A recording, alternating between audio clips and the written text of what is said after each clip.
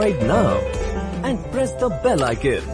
Never miss an update. सरकार की ओर से चीनी ऐप पर की गई है डिजिटल स्ट्राइक। सरकार ने लोकप्रिय चीनी ऐप टिकटॉक समेत 59 चीनी ऐप पर लगा दिया है बैन। प्रतिबंध लगा दिया गया है। ऐप से निजता की सुरक्षा का मामला माना जा रहा था। हेलो और कैम स्कैनर पर भी प्रतिबंध लगा दिया गया है। यूसी ब्राउजर पर भी सरकार की ओर से बैन लगाया गया है। आपको बता दें ये बहुत बड़ा फैसला। लाइकी वीगो पर भी देश में लग गया है प्रतिबंध। बीते कई दिनों से लगातार चीन के खिलाफ देश भर में जो माहौल था उसके मद्देनजर भारत सरकार का ये बहुत बड़ा फैसला इस वक्त का चाइनीज ऐप पर देश में बैन का फैसला लिया गया है। डिजिटल स्ट्राइक चीन के ऊपर आप इसे कह सकते हैं। लोकप्रिय चीनी ऐप टिकटॉक पिछले कई दिनों से कई सालों से हिंदुस्तान में लगातार लोकप्रिय हो रहा था, लेकिन चीनी ऐप के मद्देनजर टिकटॉक पर बैन कर दिया है। इसके अलावा 59 चीनी ऐप पर भी प्रतिबंध लगा दिया गया है। हिमांशु मिश्रा हमारे संवाददाता जुड़ चुके हैं ज्यादा जानकारी के साथ। हिमांशु, पहले से ही इस तरह की उम्मीद की जा रही थी कि सरकार कोई बड़ा डिजिटल स्ट्राइक चीन के मद्देनजर कर सकती है और आज ये बड़ा फैसला। देखिए, बिल्कुल चित्रा की बहुत बड़ा फैसला सरकार का है और सरकार ने चाइनीज की जो 59 ऐप है उन सबको बंद कर दिया और टिकटॉक से लेके तमाम जो इस तरीके की ऐप्स थी उनको बंद किया है और साथ ही साथ कई जो चाइनीज कंपनियों के मोबाइल हैं उनकी वीडियो कॉलिंग को भी बंद करने का फैसला ले रही है सरकार। तो सबसे बड़ी बात यह है कि चाइना को 3 स्तर पर सरकार जो है वो चुनौती दे रही है। एक, उनको ग्राउंड के ऊपर जिस तरीके से गलवान घाटी के अंदर चुनौती दी जा रही है।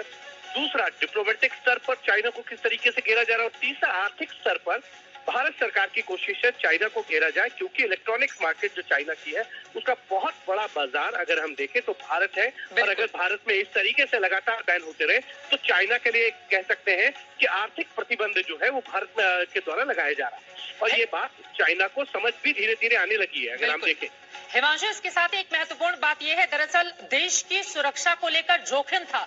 जिस तरह के चाइनीज ऐप हैं, हमारी जितने भी महत्वपूर्ण डेटा थे वो चीन जिसके मद्देनजर इस तरह से बड़ा बैन लगा दिया भारत सरकार ने।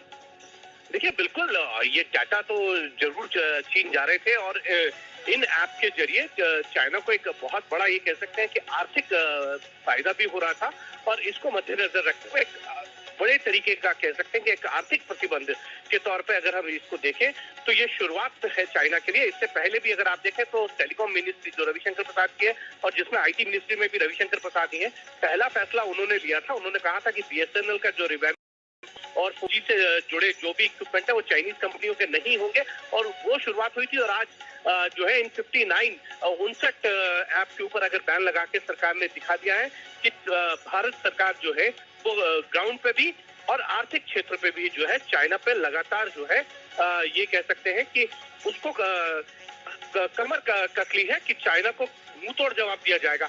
तो ये इस तरीके के बैंड जो हैं वो आगे आने वाले दिनों में और भी देखे जा सकते हैं। अलग अलग मंत्रालयों से आपको इस तरीके की खबरें मिलेगी, क्योंकि रेलवे ने भी इस तरीके के जो टेंडर्स थे जो चाइनीज कंपनियों को दिए गए थे उनके ऊपर बैन लगाया था, उनको रिव्यू किया था। और अब जब 59 इन ऐप के ऊपर बैन लगा के सरकार ने बता दिया है चाइना को कि अगर भारत बहुत बड़ा बाजार है चाइना के लिए इलेक्ट्रॉनिक क्षेत्र में भी और उनके जितने रॉ मटेरियल है उसका भी एक बहुत बड़ा क्षेत्र बाजार है और एक्साइज ड्यूटी भी बढ़ाई जाएगी। तो इस तरीके के तमाम कस्टम ड्यूटी से लेकर तमाम तरीके के फैसले जो है वो भारत सरकार आने वाले दिनों में लेगी। बहुत शुक्रिया हिमांशु मिश्रा इस पूरी जानकारी के लिए। इस वक्त की सबसे बड़ी खबर आज तक पर जो आप देख रहे हैं, चीन से तनाव के बीच भारत सरकार का बहुत बड़ा फैसला। टिकटॉक समेत 59 चाइनीज ऐप पर बैन का ऐलान किया गया है। हेलो और कैम स्कैनर पर भी प्रतिबंध लगा दिया गया है। क्लब फैक्ट्री, लाइकी, वायरस क्लीनर पर भी बैन लगा दिया